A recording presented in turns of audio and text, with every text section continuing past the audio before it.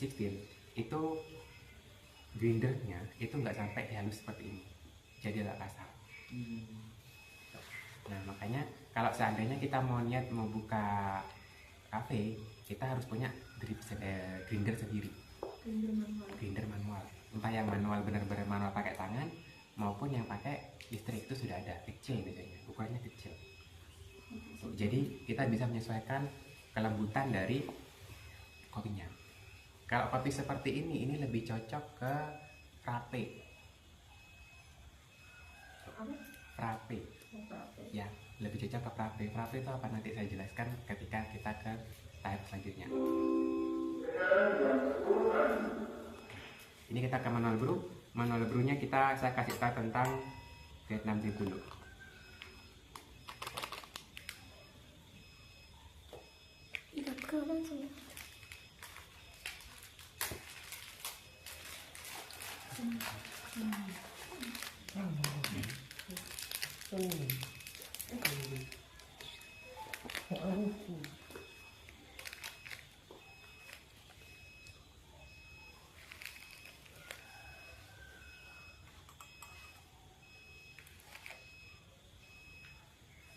Saya nggak pakai timbangan ya, karena saya nggak bawa timbangan.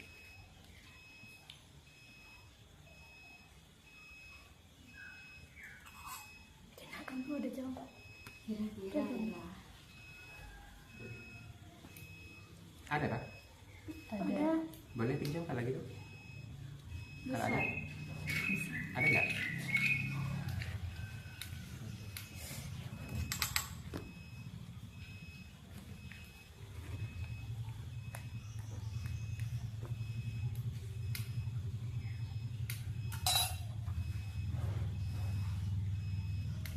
Sudah tahu sejarahnya kopi?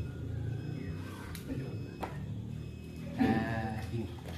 Jadi uniknya kopi itu sekarang kalau seandainya kita datang ke tempat yang memang dia menjual kopi, mereka itu tidak hanya menjual kopi, tapi juga menjual cerita, juga menjual histori kopinya itu dari mana. Contoh misalkan kopi dari Agropro. Hah?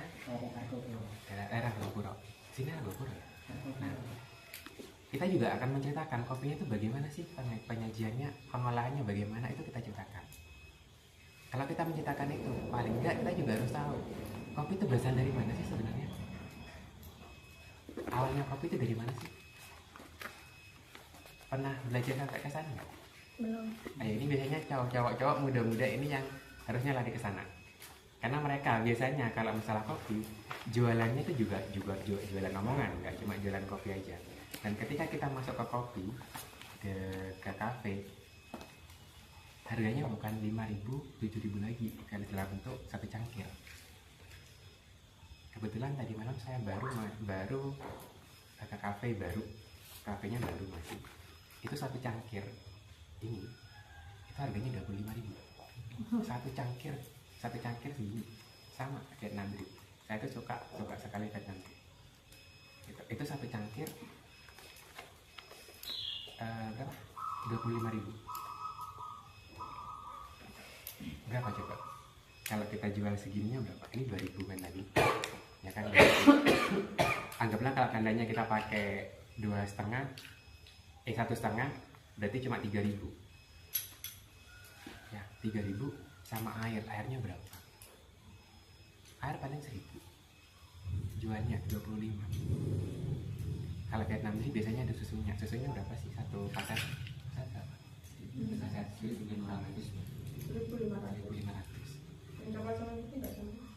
Anggaplah 5.000, masih ada sisa 20.000.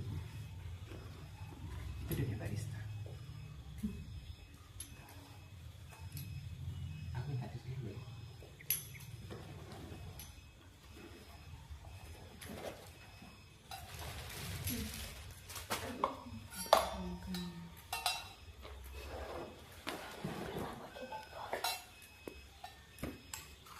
Saya sambil ngomong ya.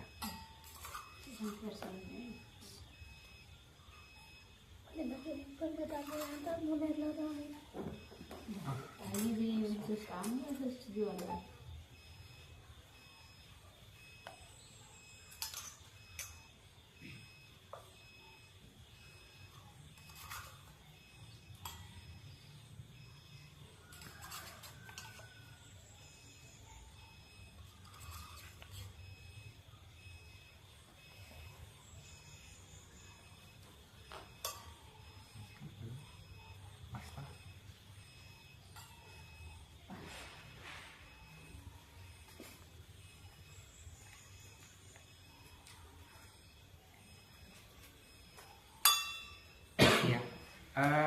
Kalau seandainya Vietnam drip itu bagiannya ada yang ini apa namanya ini? Kayak sekat lah ya. Nih di bagian ininya itu ada sekatnya. Jadi kalau seandainya kita nggak mau pakai timbangan, paling tidak sampai sekat ini kopinya. Tuh. Itu nggak akan beda jauh. Contohnya tadi saya membuat itu lebihnya hanya segini. Tuh. Ya jadi patokannya kalau seandainya kita nggak ada timbangan di Vietnam drip itu segini, nggak lebih dari sekat ini. Tuh. Sudah. Ini ya, kopinya di sebelah sini, baru di atasnya saya kasih saringannya. Sudah.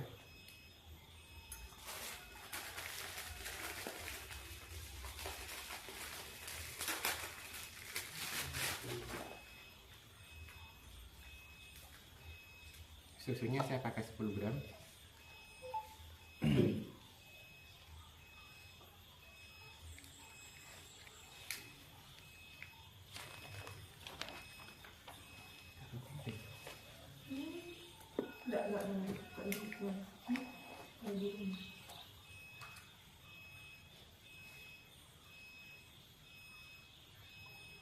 Gram.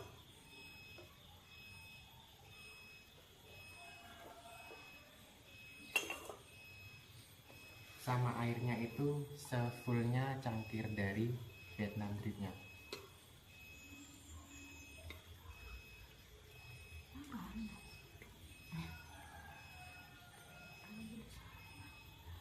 Untuk panas sakit tabu. Man, kayaknya nomor Nah. apa sih? Berapa sih bagusnya? Untuk air berapa sih bagusnya? Pemanasnya.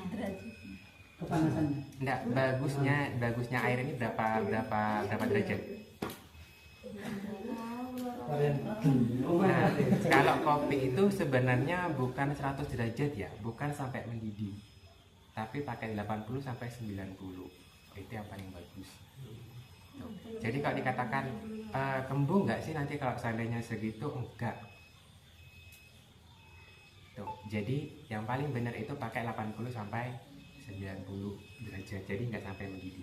Nah, ini untuk penyajian Vietnam drip ditunggu sampai airnya benar-benar turun.